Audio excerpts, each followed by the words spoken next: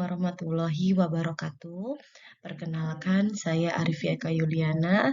Saya dosen dari Politeknik di Jakarta dan saya mengajar di program studi Diploma 4 Teknologi Rekayasa Pembangkit Energi. Adapun video micro teaching ini saya buat untuk keperluan PDD UKTPT Subbidang Pengajaran. Mata kuliah yang saya gunakan untuk video micro teaching kali ini adalah mata kuliah bahan bakar dan teknik pembakaran, karena mata kuliah ini linear dengan keahlian saya pada waktu saya kuliah magister S2. Nah, kode mata kuliah ini adalah TMP 303. Mata kuliah ini saya ajar pada semester 3 dan SKS 3.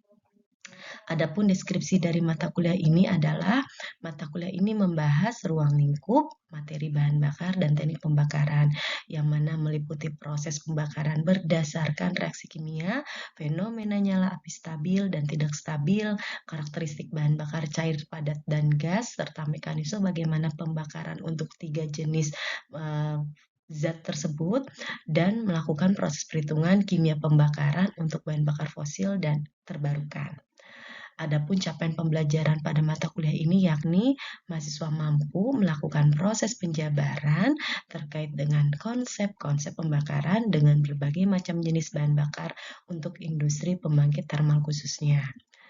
Adapun kemampuan akhir yang diharapkan pada submateri ini adalah mahasiswa mampu melakukan proses penjabaran pada karakteristik bahan bakar khususnya jenis padat. Adapun metode pembelajaran yang saya gunakan, yakni metode pembelajaran secara bauran, mengkombinasikan secara online dan tatap muka. Metodenya berasal dari studi kasus. Media yang saya gunakan ketika proses pembelajaran ada laptop, LCD, dan proyektor. Dan sumber belajar yang saya sudah simpan ada di elearning.pnj.ac.id.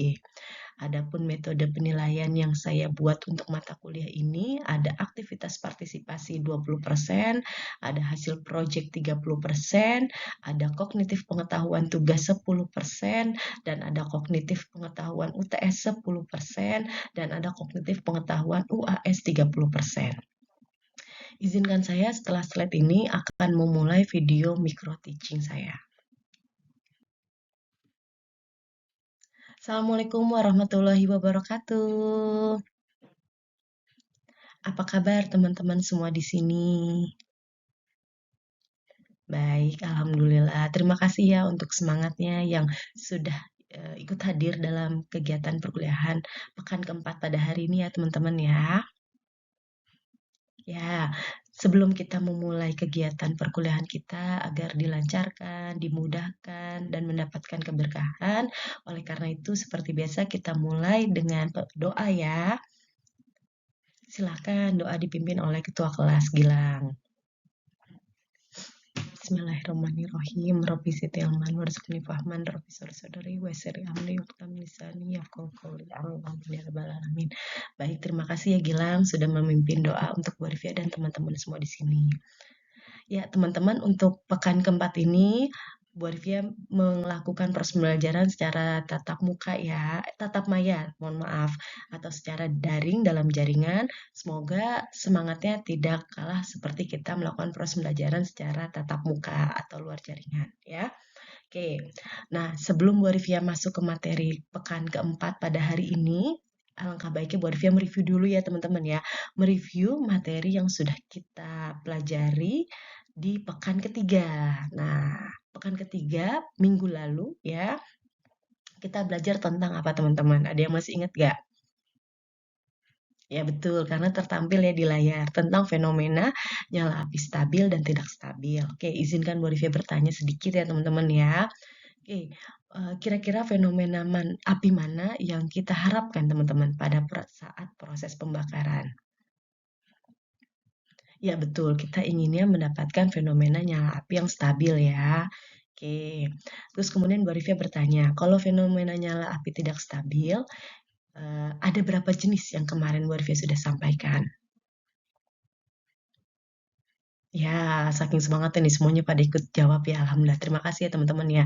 Jadi ada nyala api flashback, nyala api blow off, dan nyala api lift up. Nah, sekarang Bu Rifia ingin bertanya lagi nih, menggali lagi. Apa sih yang dimaksud dengan nyala api flashback?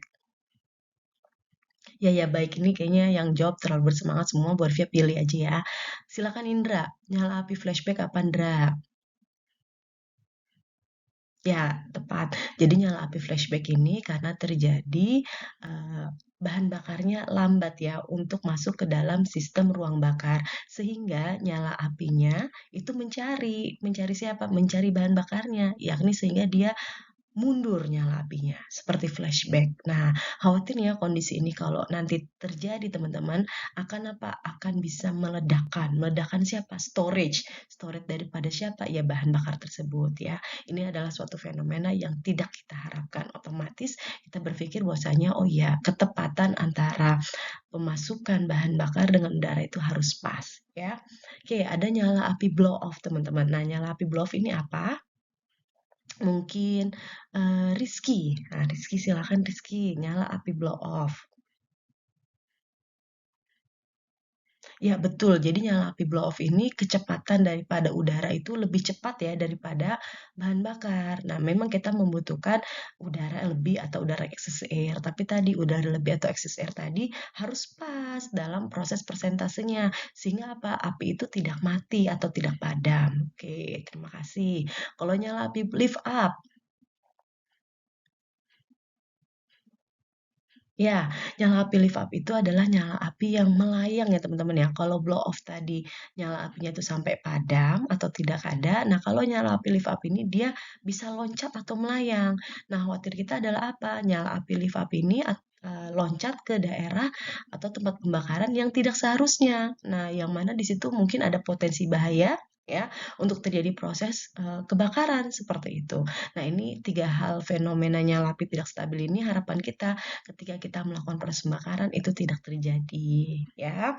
Oke, baik. Teman-teman sudah alhamdulillah menguasai ya sehingga Bu Arifia bisa lanjut untuk mekanisme pembakaran bahan bakar jenis padat. Nah, di mekanisme pembakaran jenis padat ini nanti Bu Arifia akan sampaikan karakteristiknya, mekanisme pembakarannya, contoh bahan bakar daripada bahan bakar padat dan bagaimana mekanisme serta dampak dari pembakaran bahan bakar padat yang contoh tadi Bu Rifi akan sampaikan yakni batu bara ya. Oke. Nah, teman-teman bisa lihat di sini. Nah, waktu mata kuliah energi primer tuh pada saat teman-teman semester 1 ya, Bu Arifin sudah sempat menyinggung. Nah, kalau sudah sempat menyinggung artinya apa? Teman-teman di sini harusnya paham nih ketika melihat gambar ini. Gambar yang warna batu hitam ini apa teman-teman? Ya, betul, batu bara ya. Jadi batu bara ini identik dengan warna hitam pekat seperti itu. Adapun memang coklat, tapi coklat itu untuk kadar-kadar yang rendah. Nah, kalau udah hitam pekat ini biasanya yang akan kita gunakan tuh untuk proses pembakaran selanjutnya, ya.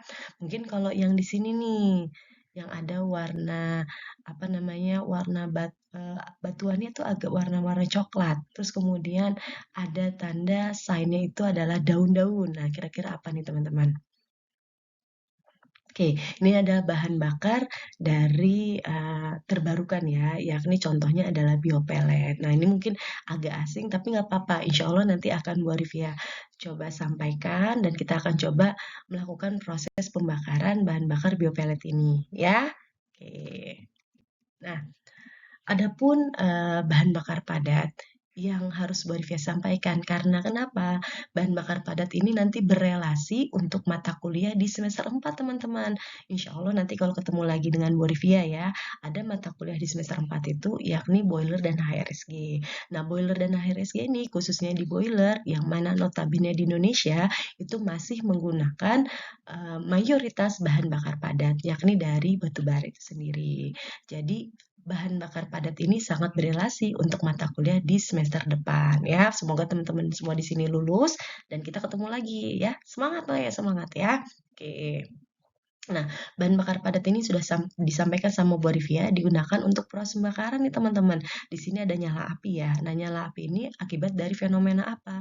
Pembakaran antara bahan bakar padat yang Bu Arifia dulu sempat ceritakan ya dengan udara. Nah, yang ada di waktu materi pertama tuh teman-teman, di pekan yang pertama.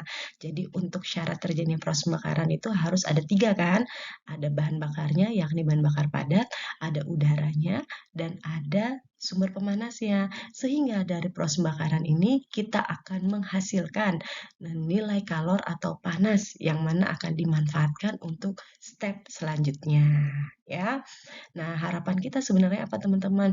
Nextnya proses pembakaran itu sudah melakukan yang namanya double firing. Nah, double firing ini istilah untuk apa? Kombinasi dari bahan bakar fosil yakni bahan bakar padat tadi dan bahan bakar dari terbarukan. Misalnya ada biopelet dari hasil sisa-sisa tumbuhan atau tanaman seperti itu.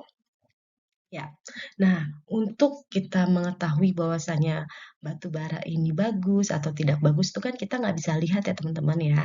Yang bisa kita lakukan adalah apa? Kita menguji. Nah, menguji seminimal mungkin dari karakteristik jenis bahan bakar tersebut. Nah, untuk bahan bakar padat, Bu Arifia, fokuskan untuk analisa proximate dan analisa ultimate. Jadi ini adalah apa? Hukumnya wajib ya teman-teman ya. Hukumnya wajib kita mengetahui supaya apa? Tadi dengan dua hal ini kita bisa memprediksi, melihat bahwasanya batu bara kita ini jenisnya seperti apa sih? Nah, gitu. Nah, analisa proximate ini digunakan untuk menganalisa ada kandungan air, kandungan volatil, fixed karbon, dan abu. Nah, kalau analisa ultimate ada kita melihat senyawa-senyawa dengan persentase daripada siapa? Karbon, hidrogen, nitrogen, sulfur, serta oksigen. Ya. Oke, nah pengujian kadar air teman-teman, pengujian kadar air ingat bagian dari analisa proximate. Nah, di kadar air ini ternyata ada dua kategori, yakni ada free moisture dan ada inherent moisture. Apa perbedaannya? Jadi kalau kadar air bebas atau free moisture itu berdasarkan kenapa? Karena kondisi tambangnya dan keadaan udara pada saat proses penyimpanan batu bara itu sendiri. Karena kan batu bara itu jumlahnya sangat banyak sekali ya teman-teman ya. Jadi nggak mungkin kita punya ruangan khusus atau storage khusus yang mana bisa menampung daripada batu bara. Sehingga tadi bahan bakar kita itu misalnya batu bara tadi teman-teman ada bisa timbul yang namanya apa? Air dan macam sebagainya. Dan kalau yang inherent artinya apa? Dia sudah terperangkap. Jadi kondisinya itu memang sudah ada sebelum ditambahkan dengan kondisi air secara bebas. Ya, mungkin pada kesempatan kali ini ada yang mau bertanya terlebih dahulu, teman-teman? Iya, Sam, silahkan. Ya, terima kasih. Mungkin saya bertanya, kenapa sih Bu pentingnya kita untuk mengetahui kadar air? Nah, tadi Sam yang sudah Bu Arifia jelaskan, kalau kadar air, kalau batu bara atau bahan bakar padat yang kita gunakan, itu kan akan masuk ke dalam sistem, yang mana hasil panasnya itu akan kita manfaatkan. Nah, kalau panas tadi itu kita bayangkan, kalau bahan bakar atau batu bara atau bahan bakar padat tadi ada kandungan airnya, akan mengakibatkan apa? Panas kita itu akan ada kandungan-kandungan air sehingga apa? Merusak material yang ada di dalam boiler tersebut atau furnace tersebut. Sehingga apa nanti materialnya akan lebih cepat korosif dan macam sebagainya. Tuh. Bagaimana Sam? Apakah sudah terjawab pertanyaannya? Ya, baik sama-sama. Oke, selanjutnya adalah kadar pengujian zat terbang. Nah, kadar pengujian zat terbang ini adalah bagian dari batu bara yang hilang bila batu bara tersebut kita panaskan pada temperatur 950 derajat Celcius.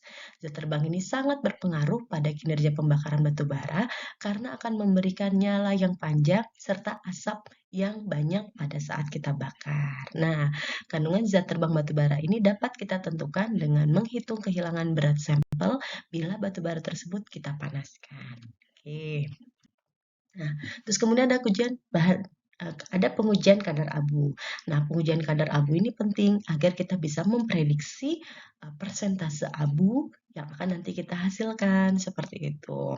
Nah, abu batu bara itu tersusun dari unsur-unsur yakni SiO2, Al2O3, F2O3 sampai OCO3 yang mana komposisi ini hampir sama dengan semen seperti itu. Kadar abu ini yang kita harus pastikan bahwasanya adalah apa? Akan sangat mempengaruhi nilai kalor dan kinerja pembakaran batu bara. Karena apa? Si kerak abu-abu ini akan menempel pada sistem perpindahan panas yang nanti akan Murphy jelaskan di semester 4, yakni di mata kuliah boiler, teman-teman, seperti itu, ya. Oke, adapun pengujian fix karbon. Nah, inilah yang paling penting karena apa? Ingin kita ketahui supaya kita bisa menentukan heating value-nya pada bahan bakar kita atau pada batu bara seperti itu. Nah, kita sudah mulai masuk untuk mengetahui analisa ultimate, teman-teman. Yang pertama ada kadar karbon dan kadar hidrogen. Nah, kadar karbon dan hidrogen ini dilakukan secara bersamaan dengan cara apa? Kita membakar batu bara tersebut atau sampel bahan bakar kita dengan oksigen. Ya, seperti itu. Sehingga nanti akan kita mendapatkan persentase kadar karbon dan kadar hidrogen. Kadar nitrogen, teman-teman. Nah, kadar nitrogen ini lebih tepatnya supaya apa? Kita bisa mengetahui produk. Nah, produk daripada apa? NOx. Nah, NOx ini merupakan salah satu jenis polutan yang mana kita hindari seperti itu, ya. Terus kemudian ada kadar sulfur. Nah, kadar sulfur pun itu terbentuk ya ketika bahan bakar itu terbakar, yakni ada 3, ada virit, ada sulfur organik, dan ada CaSO4 ya. Dan ini pun juga kita ketahui supaya kita bisa memprediksi ya atau kita bisa melihat kadar sulfur yang dihasilkan dalam proses pembakaran bahan bakar padat yang kita gunakan. Ada kadar fosfor, teman-teman. Nah, kadar fosfor ini adalah ditentukan dengan membakar batu bara secara sempurna dan dilakukan analisa kadar fosfor terhadap abu yang sudah terbentuk. Jadi abu tadi kita analisa persentase kadar fosfornya. Dan yang terakhir adalah kadar oksigen. Nah, kadar oksigen ini adalah kadar ketika kita sudah mengetahui persentase karbon, hidrogen, nitrogen, sulfur, dan fosfor. Jadi nanti kita tinggal mengurangi seperti itu. Tapi ada pun pengujian yang mana analisa ultimate itu hanya mengetahui kadar karbon, hidrogen, sulfur, dan oksigen. Karena kenapa? Kandungan nitrogen dan fosfor itu harapan kita itu sedikit sehingga bisa diabaikan seperti itu ya. Ada yang mau tanya dulu sampai sini tentang analisa ultimate? Ya, silakan Budi. Oke, baik. Budi bertanya, teman-teman. Jadi yang perlu persentase kadar paling besar itu pada sebuah bahan bakar padat itu apa? Nah, pertanyaan yang bagus nih, Budi. Jadi yang bagusnya adalah kadar karbonnya, supaya kita bisa memastikan bahwasanya apa? Kandungan sulfur, kandungan fosfor, dan nitrogen tadi itu sedikit, sehingga proses pembakaran itu tidak menghasilkan polutan yang tinggi, seperti itu. Ya. Oke, next ya. Nah, adapun faktor-faktor yang ketika kita membakar bahan bakar padat itu kita harus perhatikan, yakni yang pertama, teman-teman, baiknya ukuran bahan bakar padat kita ini kecil sehingga apa? Dia mudah cepat terbakar. Adanya kecepatan aliran udara. Ingat, kita perlu excess air dalam proses pembakaran bahan bakar padat ini. Tetapi tadi tidak boleh berlebihan, sehingga nyala api tadi nantinya khawatirnya bisa padam. Nah, terus kemudian yang paling penting adalah apa? Si jenis bahan bakarnya. Kita harus memilih. Jangan sampai kandungan air, kandungan kelembaban pada si bahan bakar tersebut dia tinggi. Dan yang terakhir adalah temperatur udara pembakaran. Artinya apa? Temperatur ruang bakar itu harus kita jaga stabil supaya apa? Cepat tuh proses pembakaran dengan udara yang masuk seperti itu sehingga menghasilkan yang namanya apa? Fenomena nyala api. Oke, bagaimana mekanisme pembakaran dari bahan bakar padat? Yang pertama adalah proses pembakaran bahan padat ini berlangsung dengan baik jika tersedia udara dalam jumlah yang cukup. Khususnya untuk bahan bakar padat itu harus excess air, harus udara berlebih. Dan terus kemudian pembakaran dimulai terjadinya oksidasi pada fase uap dan penyalaan volatilmeter yakni si zat terbang terlebih dahulu yang mana terlepas dari si batu bara. Yang mana selanjutnya dari proses pembakaran bahan bakar padat ini menyala dan menghasilkan residu atau kita sebut dengan residual charge.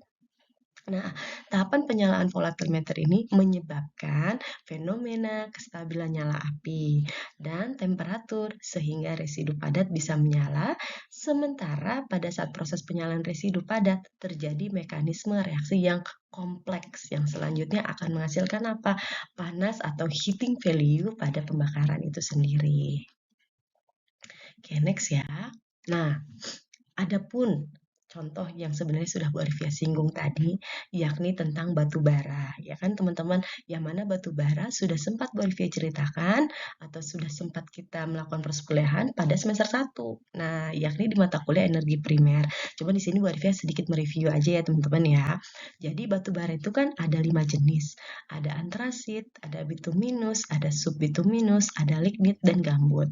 Nah, pertanyaannya adalah jenis sup yang mana yang biasa kita gunakan untuk proses bahan bakar di boiler misalnya seperti itu ya teman-teman ya. Yang bagusnya adalah kalau lignit sama gambut kita sudah berpikir bahwasanya banyak kandungan airnya sehingga tidak kita rekomendasikan. Kalau antrasi teman-teman memang kadar airnya sedikit tapi dia kadar unsur karbonnya banyak. Khawatirnya apa? Udara tadi kita nggak support untuk menemani si karbon tersebut. Nah, makanya yang direkomendasikan adalah apa? Yang jenis subbituminus dikombinasi atau dimix dengan bituminus. Yang mana dari kadar air dia tidak terlalu banyak dan unsur karbon pun juga dia memenuhi seperti itu ya. Oke. Nah, bagaimana mekanisme pembakaran batu bara? Kan seperti itu ya teman-teman ya. Nah, ini yang benar-benar akan kita gunakan pada saat kita melakukan proses pembakaran, yakni tahapan pertama adalah pemanasan bodi. Nah, pemanasan bodi ini maksudnya apa? Ya kan seperti itu. Pada saat api itu disulut ke batu bara untuk pertama kali, jadi batu bara tadi atau batu tadi itu akan mengalami pemanasan di luarnya terlebih dahulu. Jadi bodi, bagian luar. Yang mana temperatur tadi pada pemanasan bodi ini akan mengeringkan. Nah, mengeringkan khawatirnya apa? Batu bara tadi kita masih ada kandungan airnya dan akan menaikkan siapa? Ya si batu bara tersebut. Karena baiknya ketika pada proses pembakaran di boiler kita menggunakan udara yang sudah bertemperatur atau sudah hangat sehingga tadi kita bisa menaikkan dan mengeringkan. Nah, seperti itu. Terus kemudian tahapan yang kedua apa teman-teman? Yakni evolusi zat terbang. Nah, pada saat pemanasan bodi batu bara ini mencapai temperatur tertentu, temperatur dekomposisi aktifnya, maka batu bara itu akan mengalami penguraian serta pemecahan senyawa. Dan tahap yang ketiga adalah apa? Tahap pembakaran zat terbang, yakni pada saat zat terbang yang keluar dari permukaan bodi batu bara, sebagiannya akan terbakar sesaat setelah ia meninggalkan bodi batu bara, sehingga temperatur di sekitar bodi batu bara akan semakin tinggi. Nah, tahapan yang terakhir adalah tahapan pembakaran karbon. Nah, tahapan pembakaran karbon ini artinya apa? Ingat yang waktu materi kedua yang sudah Bu Arifia ceritakan, reaksi kimia pembakaran secara sederhana atau sempurna, yakni pembakaran itu ditemani oleh siapa? Antara bahan bakar dengan oksigen, ya. Nah, dalam hal ini kita membutuhkan apa? Persentase kadar karbon, ya. Nah, yang tadi Bu Arifia notice, tidak boleh kadar karbon itu terlalu tinggi. Khawatirnya apa? Oksigennya itu nggak bisa menemani. Kalau oksigen tidak bisa menemani, khawatirnya apa? Akan menjadi polutan seperti atau reaksi pembakaran yang tidak sempurna. Nah, jadi si karbon tadi ditemani sama molekul oksigen jumlahnya 2 sehingga menghasilkan reaksi pembakaran sempurna yakni CO2. Oke, ada yang ingin bertanya dulu? Ya, baik, terima kasih pertanyaannya Tomo.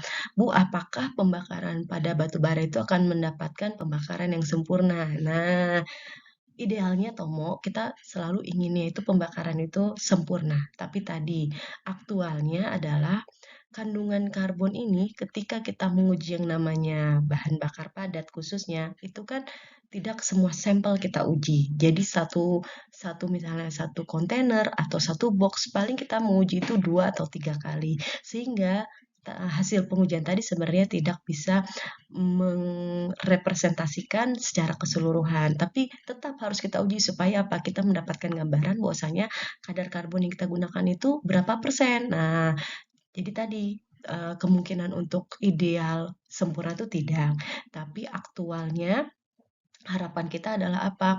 Jangan sampai ada kandungan karbon yang tidak terbakar. Nah, oleh karena itu pengaturan daripada udara ini sangat harus kita perhatikan, ya. Bagaimana tuh, Mo? Apakah pertanyaannya terjawab? Ya, terima kasih sama-sama. Oke, adapun dampak teman-teman. Nah, sebenarnya kan ini yang kita khawatirkan. Karena kenapa? Kalau kita sudah mengetahui bahwasanya pembakaran bahan bakar padat itu pasti akan menghasilkan yang namanya polutan. Nah, polutan ini khususnya untuk di batu bara itu kita kurang lebih ada 5 seperti itu. Yang pertama pasti ada abu yang dihasilkan. Karena kenapa? Tadi ketika kita menguji secara proximate kita mengetahui kadar persentase abu. Yang mana abu terbang ini merupakan apa? Polutan. Polutan yang mana? Yang berasal dari kandungan abu yang mana dia sudah terperangkap. Nah, karena sudah terbentuk dia, sehingga pasti akan menghasilkan produk tersebut. Nah, beda abu, beda asap. Nah, kalau asap ini apa teman-teman? Nah, asap ini merupakan apa? Produk sampingan dari proses bakaran batu bara yang mana terlepas ke lingkungan sebelum sempat terbakar. Nah, asap biasanya muncul bila pembakaran itu tidak sempurna. Tidak sempurnanya dalam artian apa? Rasio udara serta batu bara itu kurang atau temperatur dan waktu tinggal dalam ruang bakar itu dia kurang. Yang tadi Bu Arifia sampaikan. Berarti kalau abu terbang ini kan dia masih terperangkap tuh, artinya bisa terperangkap di dalam si furnace-nya atau boilernya. Nah, kalau yang sifatnya asap ini dia sudah terbang teman-teman, jadi kita nggak bisa menangkap lagi atau kita nggak bisa membersihkan, yang mana memang sudah akan masuk ke dalam lingkungannya. Inilah yang menjadi isu ya teman-teman. Baiknya ketika asap itu sudah timbul warnanya pekat, cerobong di dalam boiler tersebut, nah otomatis kita harus mengetahui bahwasanya oh iya kadar batu bara kita ini udah nggak baik-baik aja seperti itu. Terus kemudian ada kadar COX. Nah COX ini teman-teman akan berpotensi apa? Mengalami perusakan lapisan ozon. Karena kenapa? Yang tadi kita sampaikan juga ketika kadar karbonnya mungkin terlalu tinggi sehingga oksigennya itu tidak mencukupi untuk bisa menemani si karbon tadi sehingga terjadilah produk CO atau karbon monoksida. Dan kemudian ada NOx. Nah, NOx ini tadi jikalau juga ketika kita sudah menguji ultimate ya dari kadar nitrogen sehingga apa kita akan menghasilkan persentase N. Nah, oleh karena itu akan berakibat apa? Timbullah produk NO atau NO2. Dan produk NO pada NO2 ini timbul jikalau apa? Bertemu dengan hujan. Nah, hujan ini akan menyebabkan apa? Hujan ini asam. Nah, hujan asam ini fenomena yang sebenarnya kita tidak inginkan karena apa? Dia bisa merusak yang namanya sebuah material ya teman-teman ya. Jadi material misalnya lebih cepat kayak misalnya pagar-pagar di daerah pembangkit atau material-material logam. Biasanya nanti timbul yang namanya fenomena warna kuning, nanti lama-lama bolong. Nah, itu ternyata karena produk hujan asam ya. Oke, terus kemudian yang terakhir ada SOX. Nah, SOX ini tergantung daripada apa? SO2 dan SO3. Masih sama pada kandungan batu bara lagi. Ketika kita mengetahui kadar sulfur, otomatis kita bisa melihat bahwasanya SO2 dan SO3 kita tuh seberapa banyak. Nah, produk sampingan proses pembakaran batu bara ini yang sifatnya korosif dan punya potensi untuk menyebabkan hujan asam. Jadi produk NOx dan NOx ini dia sama ya teman-teman ya. Jadi dia akan menghasilkan yang namanya apa? Berpotensi korosif, berpotensi menyebabkan hujan asam. Karena apa? Dia terperangkap dalam udara lingkungan seperti itu, ya. Oke. Terus kemudian, nah, adapun materi yang Bu Arifia sampaikan selesai pada hari ini ya teman-teman ya. Bu Arifia izin mereview sedikit. Oke. Jenis batu bara apa yang bisa kita gunakan teman-teman untuk proses pembakaran? Ya, betul. Batu bara jenisnya subbituminous atau bituminous. Kedua, kadar senyawa apa yang paling banyak yang kita gunakan atau kita ketahui dalam bahan bakar padat? Ya, tepat. Kadar karbon. Nah, nomor 3, kenapa bahan bakar padat perlu ukuran yang lebih kecil untuk proses pembakaran? Betul, supaya lebih mudah dalam proses pembakaran. Yang terakhir, kenapa kandungan polutan pada pembakaran batu bara relatif cukup besar, teman-teman? Betul, karena kandungan daripada SO atau NO itu dia tinggi. Ya, terima kasih teman-teman. Tetap semangat ya teman-teman ya dalam proses pembelajaran. Insya Allah minggu depan kita akan sedikit mencoba proses pembakaran bahan bakar padat nih ya. Kita ketemu secara tatap muka ya teman-teman ya. Oke, sebelum kita mengakhiri proses pembelajaran, alangkah baiknya kita berdoa terlebih dahulu ya. Silakan. Bismillahirrahmanirrahim. Rabbi zidni ilman warzuqni fahman, Rabbi shrah sadri wa yassir li amri wahlul lisani yafqahu qawli. Amin amin ya rabbal alamin. Tetap semangat ya teman-teman ya dalam proses perkuliahan ya. Semoga kita mendapatkan kelancaran dan kemudahan ya. Baik, sekian video micro teaching dari saya. Kurang lebihnya mohon maaf. Wabillahi taufiq wal hidayah. Wassalamualaikum warahmatullahi wabarakatuh.